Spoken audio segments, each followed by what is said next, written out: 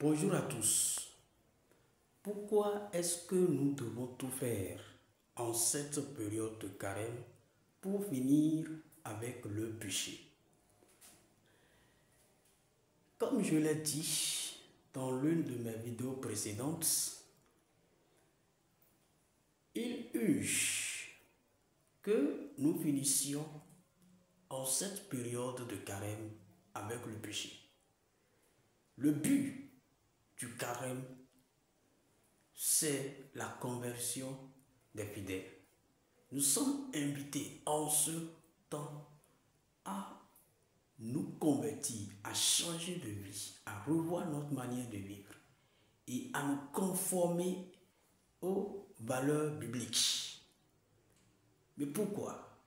Parce que le péché présente des gravités absolues dans la vie de tout être humain.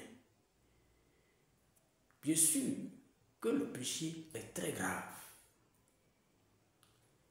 Nous ne devons pas tolérer le péché dans nos vies. Certes, nous sommes des êtres fragiles.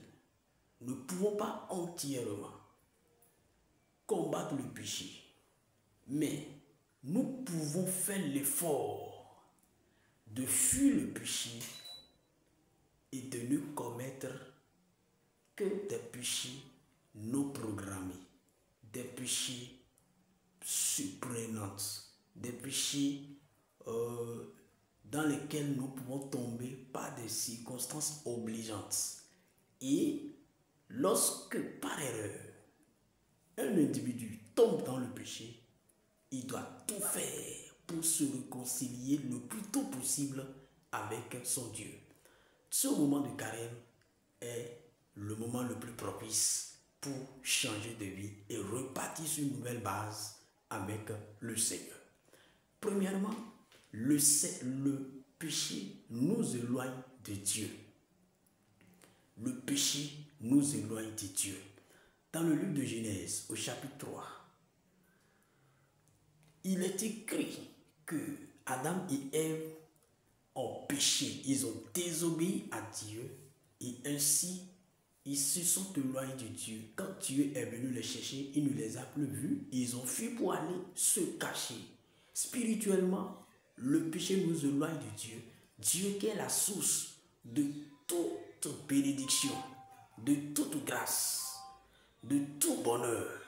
Imagine si tu es éloigné de ce Dieu-là, imagine ta vie.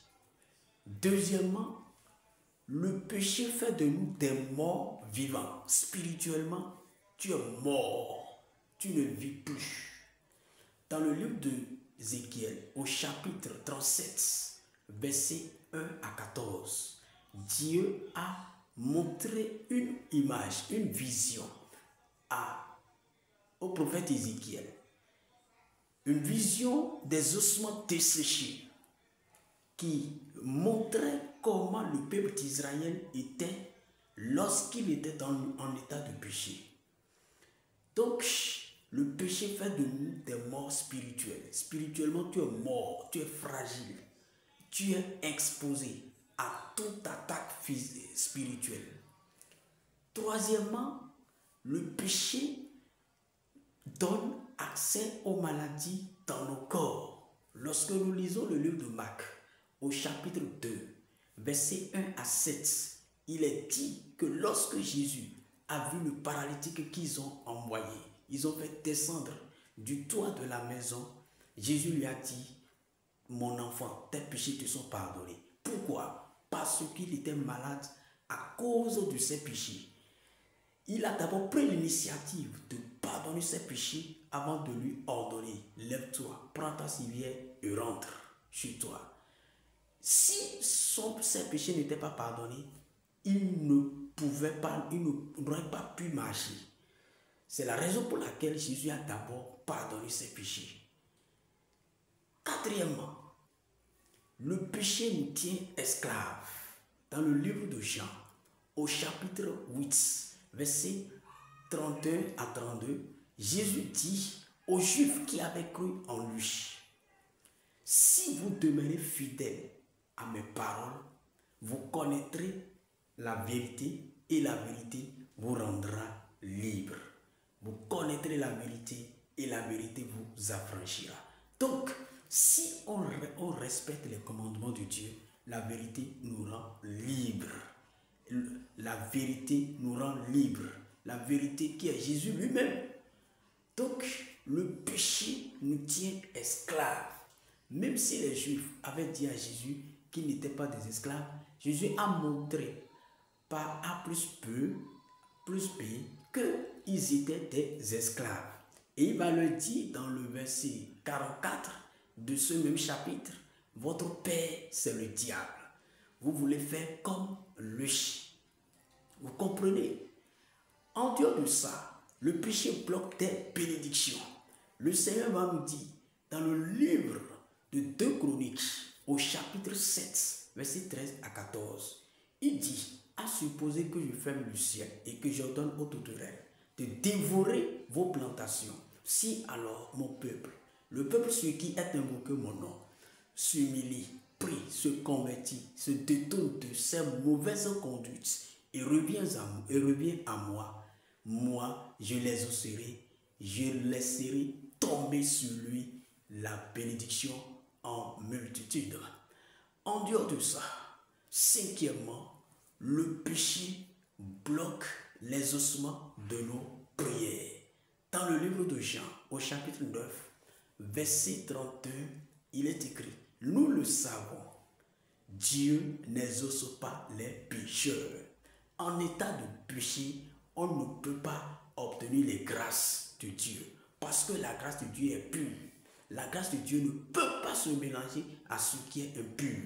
Il est important que si nous voulons que nos prières soient continuellement exaucées, nous travaillons à ce que nous soyons en état de grâce au quotidien.